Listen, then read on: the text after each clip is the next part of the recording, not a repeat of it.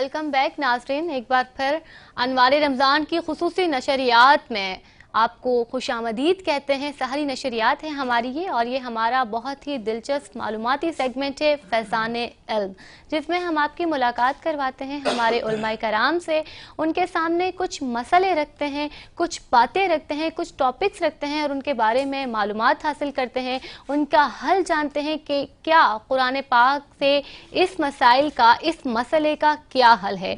आज हमारे साथ मौजूद हैं अल्लामा हयात अब्बास नजफी साहब, उसके साथ हमारे साथ मौजूद हैं अल्लामा अब्दुल कादिर हजारवी साहब, और हमारे साथ मौजूद हैं हमारे नात खां मोहम्मद नवीद नक्शबंदी साहब।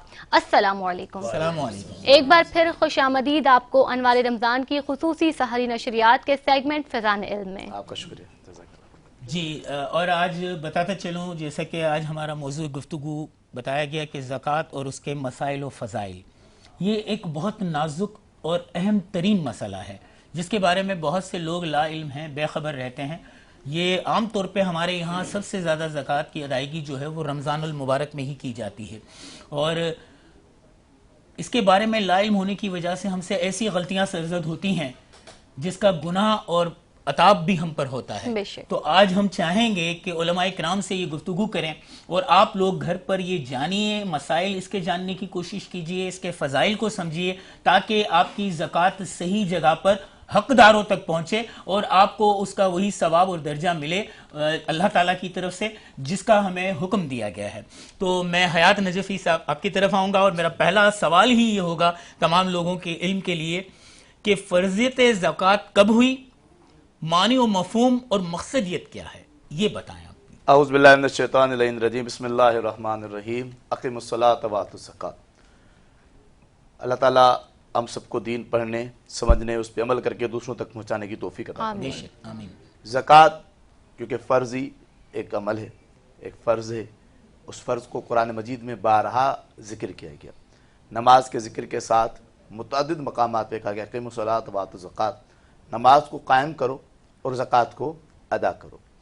ज़कात की जो माने हैं, हमारे यहाँ लोग ज़कात से भागते हैं कि शायद ज़कात माल की कमी का सबब है, लेकिन कुरान और अहादीस में जब ज़िक्र किया जाए, गौर किया जाए, ज़कात के माना पे गौर किया जाए, तो ज़कात के माना में से एक माना ज़्यादती भी है। बिल्कुल, यानी ज़कात निकालना सबब है माल में ज़्यादती का, और ज़कात का दूसरा माना तज़किये से यानी पाकीज़गी भी है, यानी ज़कात निकालना यानी अपने माल को पाकीज़ा करना। ज़कात निकालना यानी अपने माल में उन गरीब और मसाकीन को शरीक करना जिसके लिए कुरान मजीद ने हुक्म दिया है। ज़कात के फ़र्ज़ के बारे में मुख्तलिफ रिवायात का जब जायज़ा लिया जाता है तो ज़कात का फ़र्ज़ सन 2 और बाज़ रिवायात के मुताबिक 3 हिजरी में हुआ, लेकिन ज़कात के मसारिफ के साथ उसकी जो अदायगी है वो फ़तह मक्का के बाद 8 हिजरी के आखिर या 9 हिजरी के इब्तिदा में हुई, लेकिन वजूब पहले हो चुका था। उसके ताख़ीर और उसके बारे में आप बेहतर समझते हैं कि वो जो हालात थे, उन हालात में मुसलमानों की जो कैफियत थी हिजरत के बाद, मुहाजिरीन का बेघर होकर आना इस्लाम की राह की खातिर, और दीगर अवामिल जो उसको अमली तौर पर रसूल खुदा सल्लल्लाहु अलैहि वसल्लम ने जो लिया और अपने आमलीन को मुकर्रर किया, वो फ़तह मक्का के बाद। ज़कात के बारे में सबसे हसीन बात यह है कि कितना खुशकिस्मत है वो इंसान जो खालिक के इस फरीज़े को अंजाम दे और अपने माल में उन लोगों को शरीक करे जिनका खालिक ने हुक्म दिया। इस ज़कात के बारे में एक छोटी सी चीज़ जिसकी तरफ लोग मुतवज्जो नहीं होते कि ज़कात जब फ़र्द हो जाए तो उसकी अदायगी, मुफ्ती साहब तशरीफ़ फरमा, आप जिस भी मसलक से हैं तमाम तर एहतराम के साथ, उस तमाम तर मसालिक के वजूब के साथ जो आप पर वाजिब हुई है उसकी अदायगी उन फ़िक़ही मसाइल के मुताबिक करें, अपनी न चलाएं।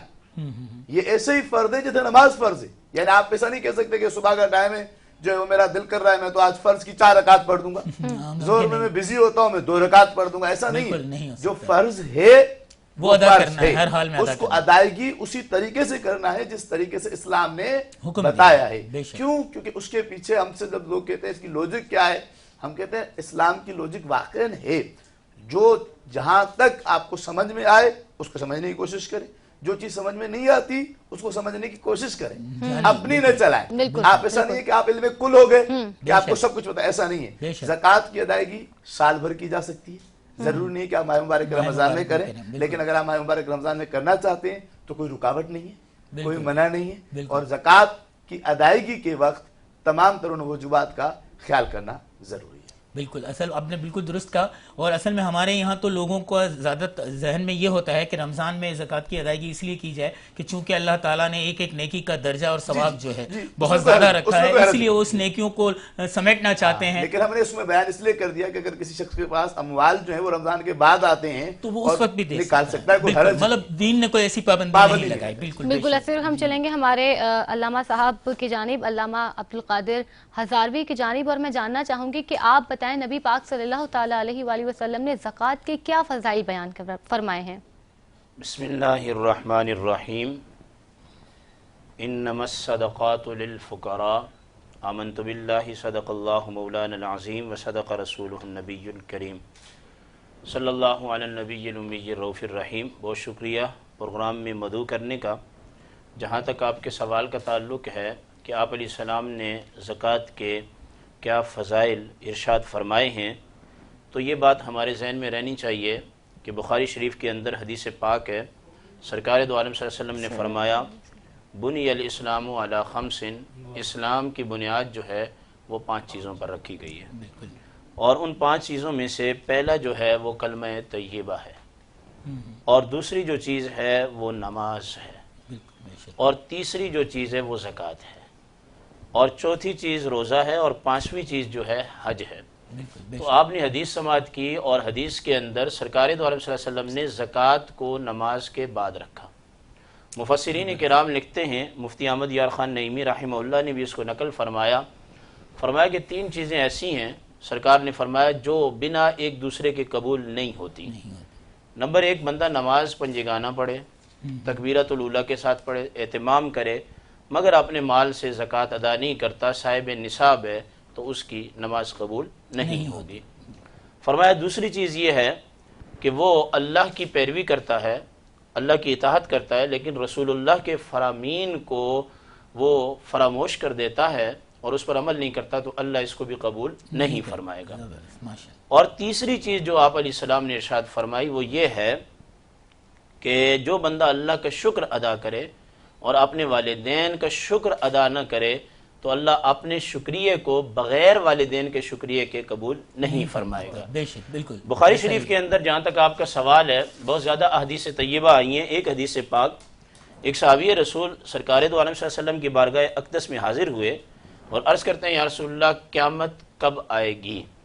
تو آپ علیہ السلام نے فرمایا کہ تم نے قیامت کے لیے تیار کیا کر رکھا ہے، یعنی یہ مت پوچھو قیامت کب آئے گی، یہ بتاؤ تیاری یہ بتاؤ تمہاری تیاری کیا ہے۔ بالکل۔ وہ صاحب کہتے ہیں صحابی رسول، نہ میں زیادہ نمازیں پڑھتا ہوں، مطلب فرض نماز پڑھتا ہوں، نفل نماز نہیں پڑھتا، اور دوسرا فرمایا میں فرض صدقہ ادا کرتا ہوں، نفلی صدقہ نہیں دیتا، اور تیسرا انہوں نے فرمایا کہ میں روزے رکھتا ہوں، رمضان کے فرض روزے، مگر میں نفلی روزے نہیں رکھتا، چونکہ حج ابھی فرض نہیں ہوا تھا۔ یہ 3 باتیں کہیں اور کہنے کے بعد وہ چلا گیا، لیکن ایک بات جانے سے پہلے اس نے کہی کہ یا رسول اللہ لیکن میں آپ سے اور اللہ سے پیار کرتا ہوں۔ تو آپ علیہ السلام نے فرمایا تمہارا انجام اسی کے ساتھ ہوگا قیامت کے دن جن سے تم محبت کرتے ہو۔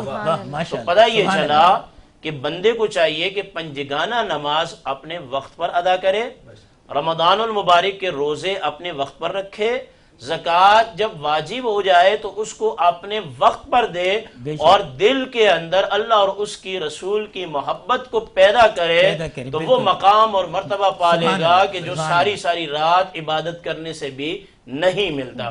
یہاں ایک بات اور میں عرض کر دوں، جہاں آپ علیہ السلام نے زکوٰۃ کی ادائیگی پر بہت زیادہ زور دیا ہے، وہاں آپ علیہ السلام نے، اور قرآن کریم کے اندر بھی یہ بات موجود ہے، فرمایا کہ قیامت کے دن جو لوگ زکوٰۃ ادا نہیں کرتے، فرمایا کہ یوم یحمى علیہا، قیامت کے دن کیا ہوگا کہ سونے اور چاندی کی تختیاں بنائی جائیں گی اور ان کو جہنم میں گرم کیا جائے گا.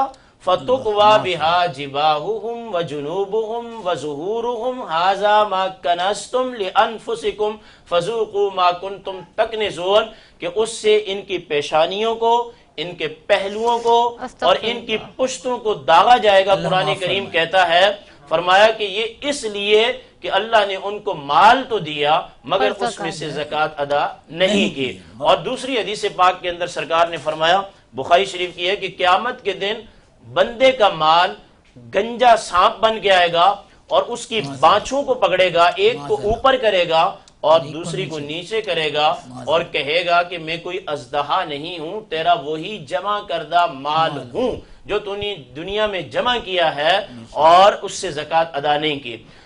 بندہ جب زکوٰۃ ادا نہیں کرتا تو دو طرح کے حقوق کی پائمالی کرتا ہے. نمبر ایک حقوق اللہ, کیونکہ اس کو اللہ نے فرض کیا. نمبر دو حقوق العباد, کیونکہ زکوٰۃ جو ہے یہ 40واں حصہ حقوق العباد میں آتی ہے.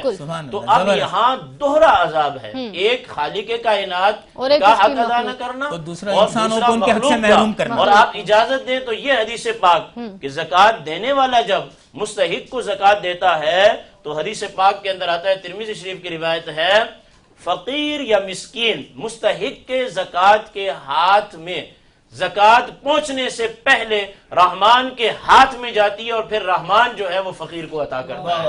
اس کی وجہ کیا ہے کہ امیر اور غریب ہر کسی بندے کی روزی کا ذمہ جو ہے وہ اللہ کے پاس ہے. وَمَا مِن دَابَةٍ فِي الْأَرْضِ إِلَّا عَلَى اللَّهِ رِزْقُهَا. مفتی صاحب آپ نے بہت ہی خوبصورت جو ہے ہمیں حدیثیں بتائی ہیں. میں جاننا چاہوں گی کہ جو فلاحی ادارے کام کر رہے ہیں ان کو زکوٰۃ دینا کیسا ہے؟ بہت اچھا سوال کیا میں نے آپ نے. یہ تقریباً مجھے 6 سے 7 سال ہو گئے میں اس پر کام کر رہا ہوں. میں مختلف چینل پر آواز اٹھا رہا ہوں. میں یہ جو فلاحی ادارے ہیں نا, ان میں سے بندہ ہر کسی کو زکوٰۃ نہ دے. اس کی وجہ کیا ہے کہ یہ جو فلاحی ادارے ہیں یہ ہماری زکوٰۃ کا مال وصول کرتے ہیں بطور وکیل کے, اور پھر اس کا ہیلا کر کے چاہے وہ مستحق ہے یا نہیں ہے ہر خاص و عام کو کھلا دیتے ہیں. مثلا ٹرسٹ کو ہم زکوٰۃ دیتے ہیں, وہ وصول کرتا ہے, پھر اس کا ہیلا کرتا ہے, مستحقین تک نہیں پہنچاتا. ہونا یہ چاہیے کہ بجائے اس کے کہ ہم ٹرسٹ کو جو ہے زکوٰۃ دیں, ہم فقراء, مساکین, غرباء, یتاما, ان تمام کو خود تلاش کریں. اور اس کا آغاز ٹرسٹ سے نہیں کریں, اس کا آغاز اپنی بہن سے کریں جو مستحق زکوٰۃ ہے. اس کا آغاز کسی فلاحی ادارے سے نہ کریں, اپنے بھائی سے کریں کہ جو زکوٰۃ کا مستحق ہے. زکوٰۃ باپ کو نہیں دی جا سکتی, اولاد کو نہیں دی جا سکتی, بیوی کو نہیں دی جا سکتی اور شوہر کو نہیں دی جا سکتی. اس کے علاوہ قریب کے رشتہ داروں تک زکوٰۃ پہنچائی جائے.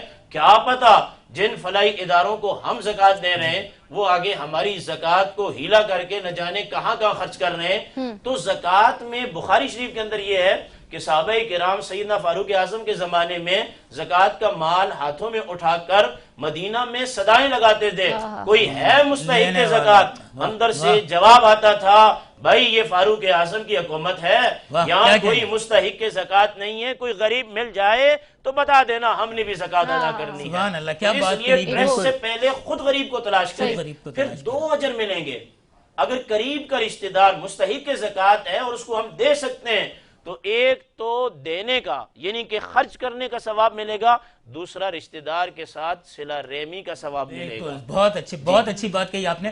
میں اسی سوال کے بارے میں تھوڑی سی رائے حیات نجفی صاحب سے بھی جاننا چاہتا ہوں کہ کیا واقعی درست ہے یہ بات, یا آپ نے بھی یہ محسوس کیا کہ فلاحی اداروں کو دینی چاہیے یا نہیں دینی چاہیے, اور اس کا صحیح مصرف ہوتا ہے یا نہیں ہوتا؟ بسم اللہ الرحمن الرحیم. دیکھیں میں نے شروع میں کہا کہ جو واجب چیزیں ہیں اس کے بارے میں رعایت ضروری ہے.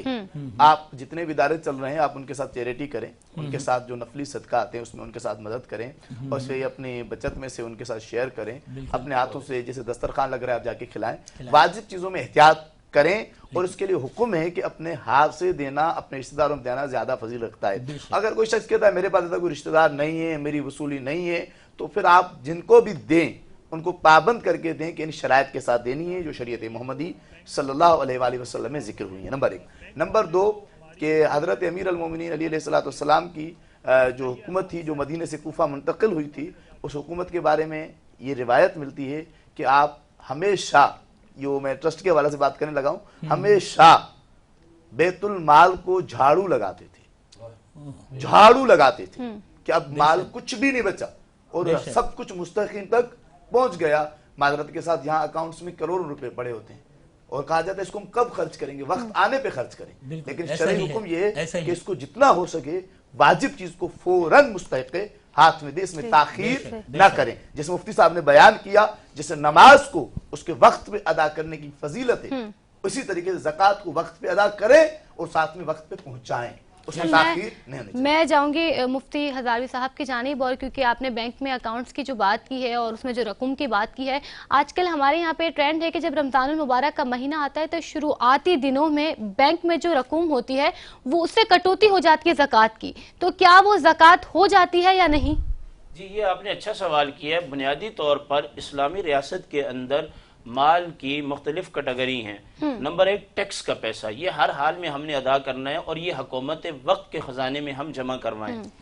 अगर हमें इस बात का पूरा यकीन है कि हुकूमत वक्त का जो कायम करदा बैतुल माल है, अगर ये हमारा पैसा ज़कात का वसूल करेगा तो मुस्तहिकीन ज़कात पर खर्च करेगा, फिर तो अपने बैंक अकाउंट से पैसा आप ना निकलवाएं।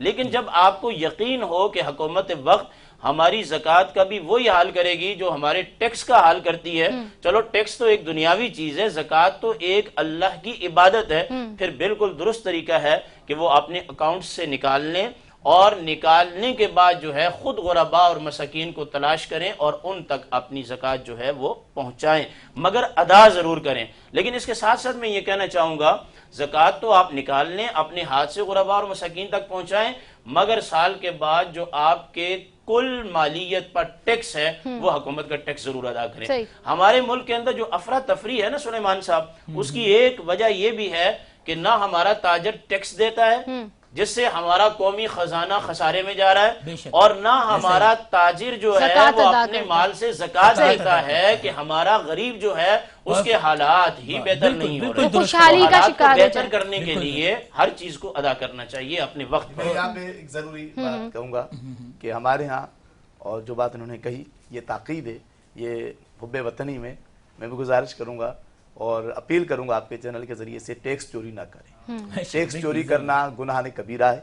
ऐसा ये कि जैसे आप किसी गरीब का पैसा चोरी करें, बिल्कुल ऐसा ही, और इसी तरीके से ज़कात चोरी ना करें, ज़कात में नडी ना मारें, बल्कि अगर हालात खराब आपको नजर आ रहे हैं कोशिश करें कि जो ज़कात फर्ज हुई है उसको थोड़ा सा बढ़ा के दें, उसको कम ना करें। बिल्कुल, हम तो बात कर रहे हैं टैक्स की और माल की ओर। आप देखिए हमारा दीन इस्लाम तो ये कहता है कि आपकी सिर्फ मान की नहीं रुतबे की भी ज़कात है। आपको अल्लाह ने जो रुतबा दिया है उसकी भी आपको ज़कात अदा करनी है। यहाँ तक मैंने पढ़ा है और किताबों में भी ये जाना है कि आपको अल्लाह ने अगर रहने के लिए घर अता किया है तो उस घर की ज़कात ये है कि आप उसमें मेहमान को ठहराएं और मेहमान नवाजी करें। आपको ये तक करना है। तो ज़कात के लिए तो बहुत से हुक्म है।